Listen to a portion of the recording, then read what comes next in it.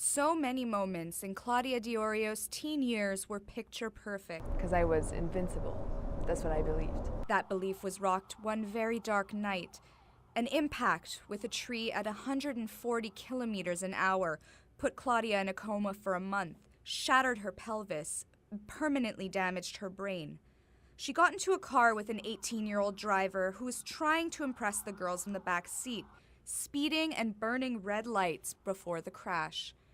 The driver was initially charged with racing and impaired driving. He would eventually reach a plea deal and serve a 3-year prison sentence for dangerous driving causing bodily harm. But waking up, Claudia felt trapped in her own body. I couldn't believe it. I couldn't believe because I touched my head because I felt something, and I didn't have any hair. So I was like, well, they have cancer. I couldn't move. I was drugged, obviously. I didn't know where I was. While her bones were broken, her determination wasn't. It took months, but she taught herself to walk again. But she also wanted to teach others to avoid the mistakes that she made that night.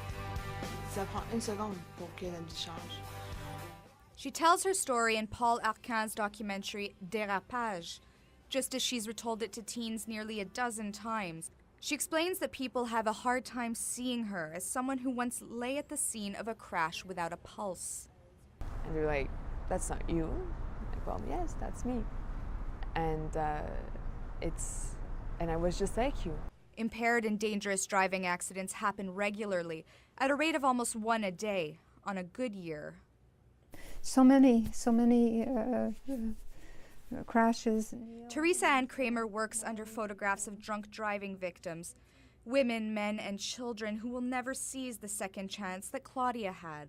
She could have remained a prisoner of her body.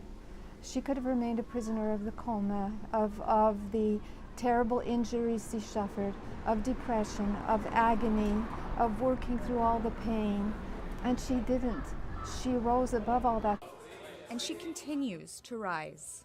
As the acting spokesperson for Cool Taxi, she advocates for cash-free cab rides, distributing cab vouchers in downtown bars.